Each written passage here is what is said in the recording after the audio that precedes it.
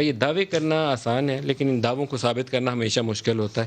آپ نے سینکڑوں ارب کے الزامات عائد کیے تھے، منی لانڈرنگ اور پتہ نہیں کتنے کتنے، وہ بندے سارے باعزت ضمانتوں میں رہا ہو کے باہر بیٹھے ہوئے ہیں. یہ اب 33 بلین کا ایک اور کیس سامنے.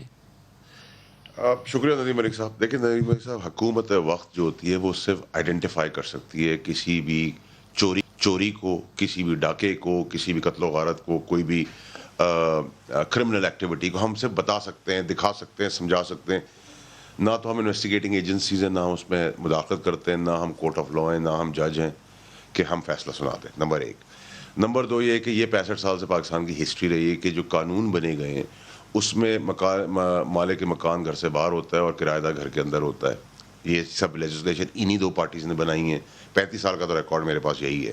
تیسری چیز یہ کہ اگر ایف آئی اے شہباز شریف صاحب کو بلاتی ہے، کافی پلاتی ہے، انٹیروگیٹ کر سوال جواب کرتی ہے، اور یہ بھی ایک نیا نام ہے تحریک انصاف کی حکومت میں جس کو میں تو نہیں سمجھ پایا ہوں، لیکن ایگزام کا پرچہ ہم پہلے دیتے ہیں کہ جی آپ بتائیں، اس کے جوابات دیں. میں تو اس سے ڈس ایگری کرتا ہوں. جیسے آپ عام آدمی کے ساتھ انویسٹیگیشن کرتے ہیں کہ رینڈملی بلائیں، تھپڑ ماریں منہ پہ جو آپ غریب آدمی کے ساتھ کرتے ہیں، ہتکڑی پہنائیں، بیڑیاں پہنائیں، اوپر آپ تیز کا روشنی خیال ہے رکھیں. شہباز شریف کو اور ان کو بلا کے پہلے تھپڑ مارے نہیں پھر تو بیڑیاں کیا پہنا؟ سر، شہباز شریف یا فیصل واوڈا یا ایک عام چلتے ہوئے آدمی میں فرق ہے؟ اس کا مطلب سیاستدان 4 ہاتھ اور 4 ٹانگوں والا ہے کہ اس کو جمہوریت کے نام پہ بڑے ڈاکے پہ نہیں ہوگا اور ایک جیب قطرے کو آپ تھپڑ ماریں گے، موبائل پہ لاتے گھوسے ماریں گے، بیڑیوں میں گھسیڑیں گے، 2 سال اس کی ہیئرنگ نہیں ہوگی اور ہسپتال کی ادویات نہ ملنے پہ 736 آدمی جیل میں مر جائیں گے.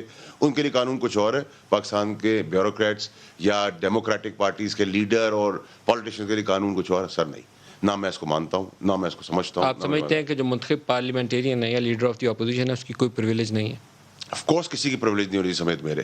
کوئی قانون سے بالا تر نہیں ہے. یہی تو وہ سیاست ہے جس کو دفن کرنے اور ختم کرنے ہم آئے ہیں.